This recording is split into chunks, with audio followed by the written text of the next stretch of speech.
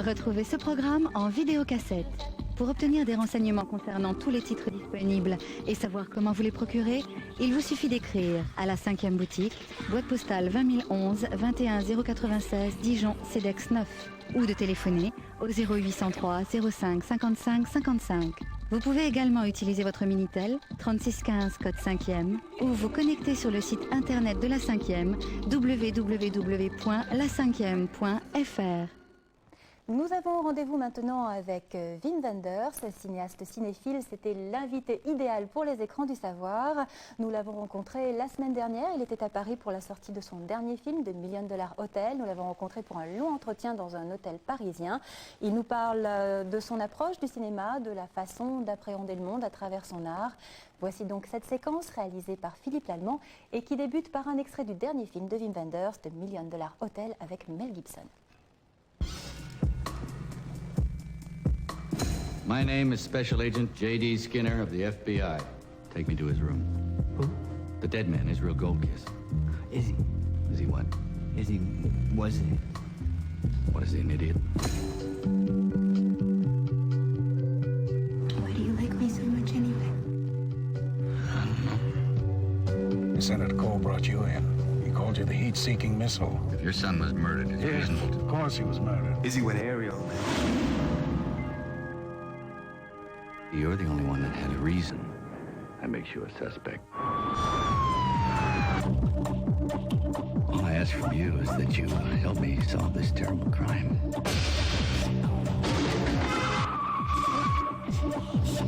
They're gonna come. They're gonna take you. Don't you get it? They say nobody solves anything down here. Well, I'm here to change all that. No! Tom, they think you pushed and killed your best friend, and now they're gonna try and take you away. Let me love you. Let me rescue you. Let me bring you in to rose me. I'll come back above where there is only love.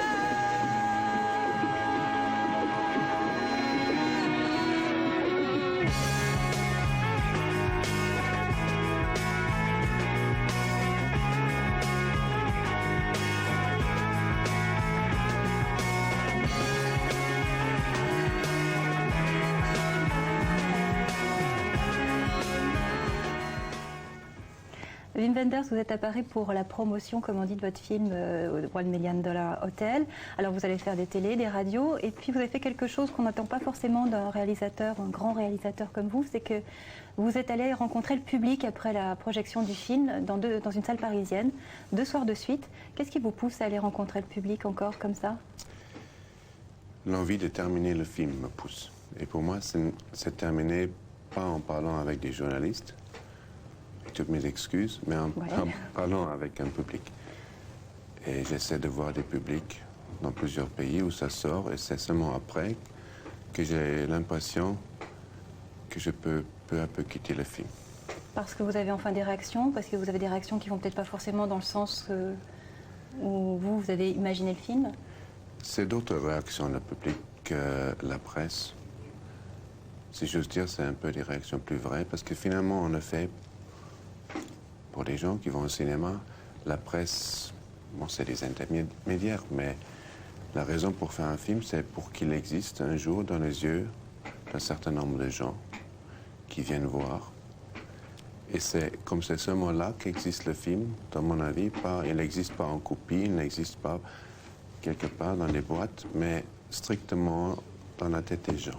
Alors quelles sont les réflexions que vous avez entendues? Il y a eu des choses intéressantes qui ont été dites pendant ces 2 soirées? Il y avait des jeunes qui étaient très enthousiastes. Il y avait quelque chose qui n'était pas content, drôlement, même fâchés. Il y a des gens qui sont partis. Ils étaient fâchés contre vous? Pourquoi? Parce que c'était pas ce qu'ils attendaient? Parce qu'ils avaient une image précise de ce que vous deviez faire comme film? Oui, il y a une femme qui est partie parce qu'elle m'insultait même.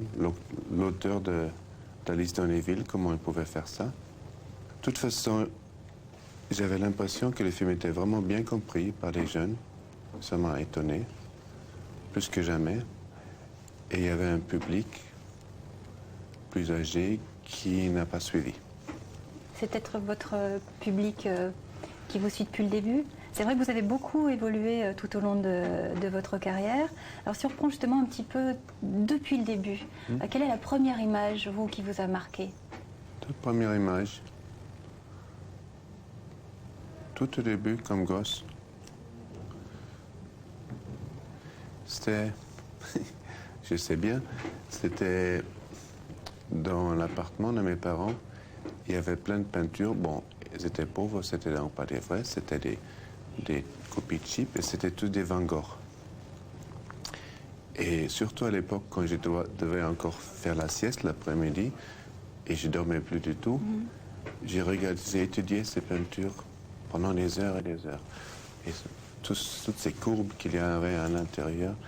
Et sur mon lit, il y avait les fameux tournesols de Van Gogh. Et je crois que je connais chaque centimètre par cœur de cette toile parce que j'ai regardé en attendant que finalement je pourrais de nouveau me lever. Alors qu'est-ce que vous cherchez dans ces images? Qu'est-ce qu'elles vous apportent? Enfin, on est arrivé dans ce salon, on s'est assis, vous avez commencé à regarder le lieu, et ça y est, c'était pour vous, Agatha Christie. Il y avait déjà une histoire qui commençait.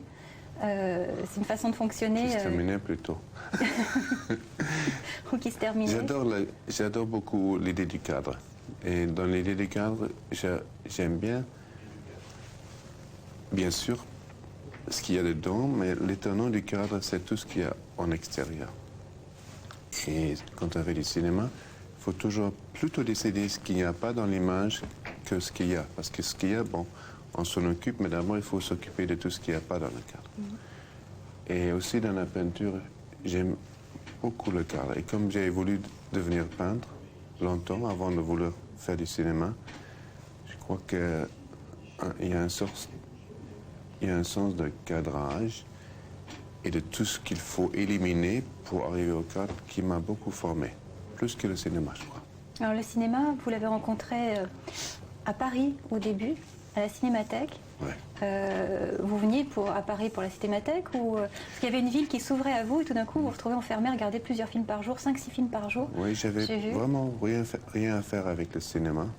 Ouais. Je suis venu à Paris pour m'inscrire aux Beaux-Arts. J'ai pas passé le test. Plutôt avec l'idée de la peinture, donc. Oui, l'idée de la peinture. Ils m'ont pas accepté.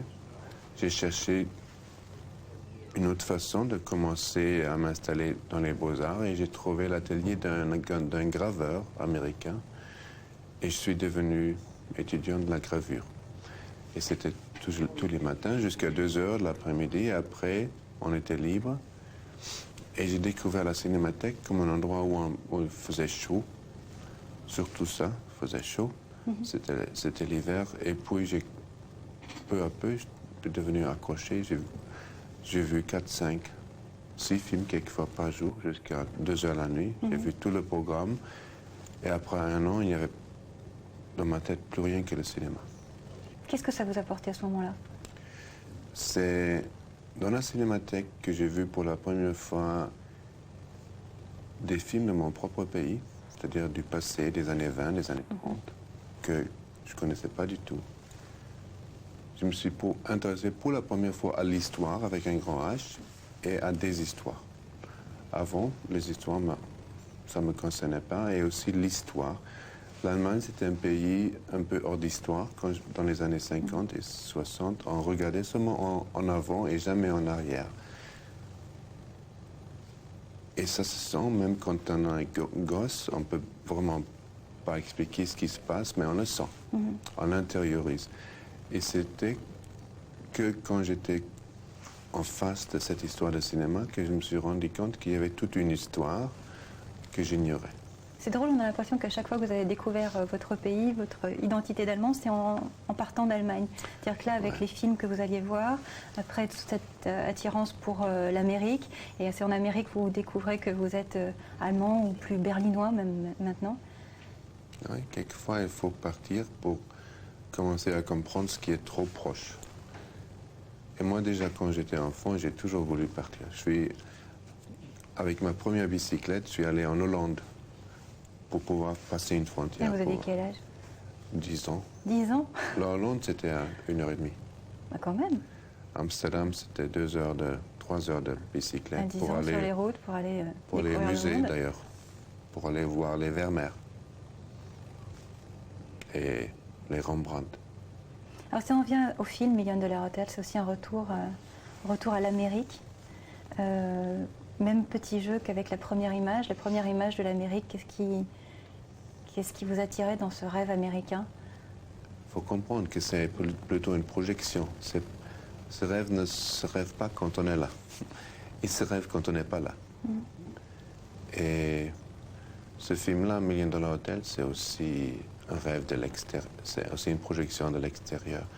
C'est un film qui a commencé dans la tête d'un Irlandais qui est allé voir un Canadien pour écrire un scénario.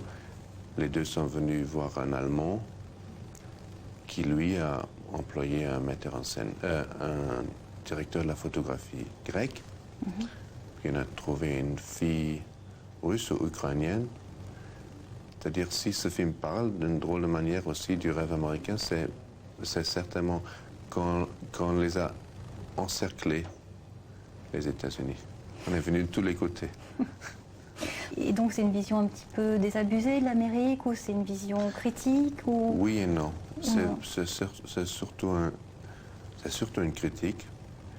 Comme ce film regarde à des gens qui sont exclus de la société américaine et du rêve, des marginaux, qui habitent dans cet hôtel et pour lequel cet hôtel, c'est le dernier refuge avant d'être dans la rue.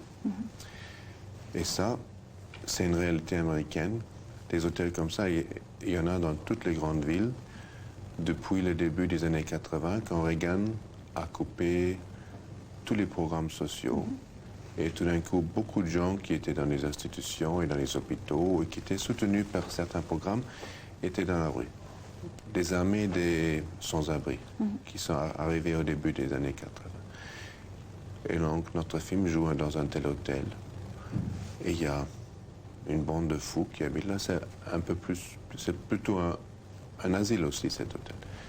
Il y a des fous, des drogués, des vieux, des oubliés, des paranoïaques. Et sauf que dans notre film, il y a un personnage, un jeune homme, qui voit tous ces gens, qui voit cet hôtel. Et pour lui, cet enfer, et cet hôtel, c'est toujours un grand palais. Et tous ces gens, ces marginaux, ces perdus, sont toujours les héros qu'ils auraient pu être. Ils voient dans chacun la beauté qui est enterrée dedans. Donc aussi dans la traînée, qui pour tout le monde est une pute, il voit une jeune femme merveilleuse. Ses critères à lui pour détecter la beauté, pour ce qui est beau, c'est pas forcément ceux de la société américaine aujourd'hui. Non, c'est un peu le contraire. Mais il démontre que l'égalité, ça existe. Et bien, évidemment, l'égalité, c'est la plus grande maxime américaine, mais en vérité, dans le downtown de Los Angeles, ça n'existe pas. Mais dans les yeux de Tom Tom, ça existe. Et il nous montre que la beauté et l'égalité, c'est dans le regard, beaucoup plus qu'ailleurs. Et bon, finalement, c'est une histoire d'un amour inconditionnel. Alors vous restez, même si vous tournez aux États-Unis, même si vous tournez en anglais, vous restez sans doute un des cinéastes que l'on qualifie sans discussion d'européen. C'est en opposition un peu à l'Amérique aussi? Oui, tout à fait. Je crois que la plus belle qualité du cinéma européen, et moi je crois fermement que ça existe, que ça a toujours existé et que ça existe aujourd'hui, ce cinéma européen. Pour moi, la plus belle qualité que c'est le fait que nous, on sait faire un cinéma très spécifique. On sait parler de lieux qui existent. On sait parler de conditions de vie qui existent. On sait placer un film fermement dans une réalité. Même si c'est une fable, comme c'est certainement le Million Dollar Hotel, mais c'est un lieu, on parle d'un vrai lieu qui existe en downtown Los Angeles, un coin. On a fait le film entier dans un seul bâtiment et dans les 4 ruelles autour. Nous, on sait bien parler du spécifique. Les Américains ont tendance de toujours vouloir nous raconter des histoires qui sont le contraire, qui pourraient avoir lieu partout et nulle part. Et je trouve que ce cinéma, soi-disant européen, il est devenu un cinéma international qui se fait aussi aux États-Unis. Et là, ça s'appelle le cinéma indépendant. Et ces films indépendants, ils ont tout appris de notre cinéma européen. Paris, Texas, c'était complètement fait comme si on était des guérillas. Aujourd'hui, ce cinéma des guérillas est devenu le cinéma officiel qui s'appelle indépendant. Ils ont tout appris de. Il fallait se battre contre les grands studios, il fallait se battre comme d'une certaine façon de raconter des histoires. Et... Voilà, il fallait se battre pour pouvoir faire un film avec des petits budgets, sans syndicat, avec des techniciens européens. Aujourd'hui, c'est devenu presque la règle. Il y a un cinéma parallèle au cinéma des grands studios. Et quand on regarde les Oscars ces dernières années, on se rend compte que le cinéma des grands studios a perdu plus que la moitié de leur pouvoir, que ce cinéma indépendant sort avec de plus en plus de force. On voit de plus en plus de films américains à l'affiche, dans les complexes multisalles, etc. On s'en inquiète, mais finalement, vous êtes en train de me dire qu'il n'y a jamais autant de vitalité d'un cinéma, pour un cinéma différent aux États-Unis. Et leur source d'énergie est très souvent aussi un des créatifs qui travaillent dessus, c'est des Européens. Et il faut en être fier et il faut voir aussi qu'on a des alliés partout dans le monde. C'est seulement quand on se réduit à se dire, voilà, cinéma européen, c'est seulement nous, on est là un peu sans pouvoir. Alors on va peut-être sortir des idées aussi de guérilla, c'est pas seulement ça, les États-Unis, l'Amérique, puisque c'est plus l'Amérique, vous, en fait, finalement. Ce terme d'Amérique, il recouvre quelque chose de plus large que les États-Unis qui vous intéresse. Il y a des choses bien aussi aux États-Unis, il y a un cinéma qui vous a profondément marqué. Qu'est-ce qui vous intéressait dans ce cinéma-là? Dans le cinéma américain, la série B, c'était toujours les grands films. Nicolas Ray, Samuel Fuller, Hawks, ils n'ont jamais fait la série A. Bon, très rarement. Enfin, Samuel Fuller, il n'aurait jamais fait un film de série A. Et Preston Sturges, et tous les grands auteurs, ils ont travaillé dans la série B et c'est là qu'ils ont fait des merveilles. Et chaque fois qu'ils sont montés dans la série A, c'était ennuyant ce qu'ils ont fait. Vous enseignez le cinéma? Vous avez enseigné? Vous enseignez toujours? J'enseigne quelquefois, surtout à Munich, dans l'école où j'étais moi-même il y a 30 ans. Alors, est-ce que l'étudiant que vous étiez alors avait la même idée du cinéma que vous en avez aujourd'hui? Non, ça a beaucoup changé. Tout le territoire a tellement changé. Quand moi j'ai fait mes études, le mot digital n'existait pas. Je ne suis même pas sûr si le mot vidéo était courant. Digital, ça n'existait pas. Pour nous, la base de notre éducation, c'était les courts-métrages. On se battait pour faire des courts-métrages. Aujourd'hui, les jeunes étudiants se battent pour faire des pubs ou des vidéoclips. Quelquefois, il y en a qui font des courts-métrages, mais ça a une autre valeur aujourd'hui. Pour nous, c'était hors de question. On n'aurait jamais considéré tourner des publicités. Aujourd'hui, c'est la règle, c'est comme ça qu'on apprend. À faire du cinéma. Pour faire du cinéma. Je vais terminer par une dernière question. Puisque vous avez des étudiants qui vous donnaient des leçons de cinéma, je vais vous demander si vous pouvez m'en donner une à moi en particulier.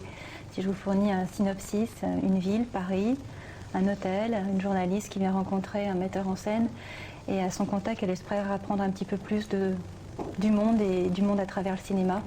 Alors voilà, on a un travelling, on a des caméras. Quelles images, quelle musique.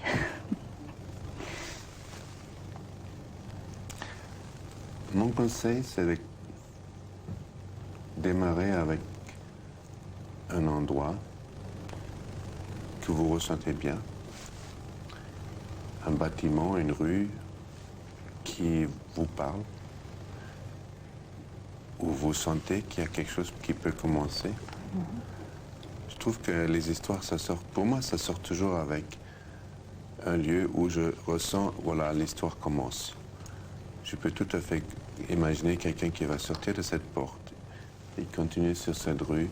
Et déjà, ça m'intéresse parce qu'il y a quelque chose dans cette rue et dans ce bâtiment qui me dit, le film commence.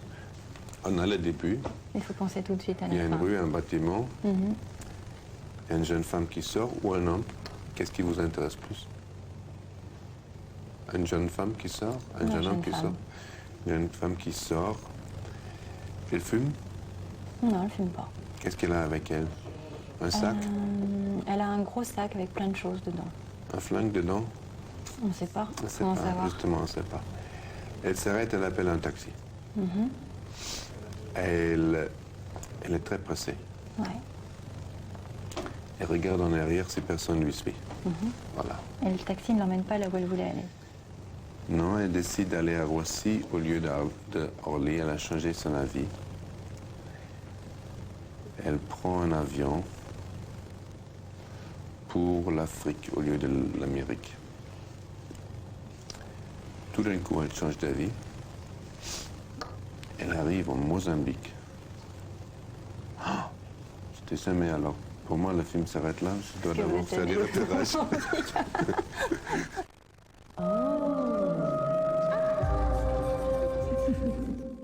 Voilà, les écrans du savoir se terminent. Je vous rappelle que tout à l'heure, à 12h15, vous avez un nouveau rendez-vous avec Isabelle Quenin. C'est Studio Conseil. Elle sera en direct pour répondre avec deux spécialistes à toutes vos questions sur deux thèmes aujourd'hui. Premier thème, la vente et l'achat de biens immobiliers. Pour répondre à vos questions, en plateau, un spécialiste, Olivier Goussard, notaire. Et puis dans un tout autre registre, un deuxième thème, comment vivre avec des personnalités difficiles. Et là, c'est un psychiatre qui répondra à vos questions, François Lelore. C'est donc à 12h15. Je vous rappelle que vous pouvez appeler dès maintenant pour poser vos questions au 0810 055 056, 0810 055 056.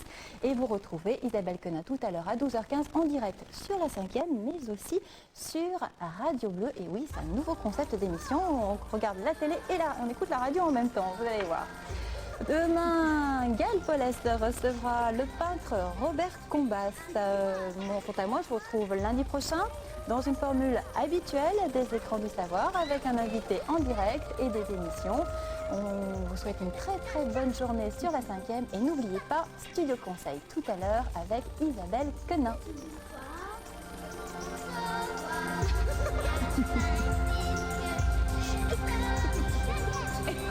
Apa kali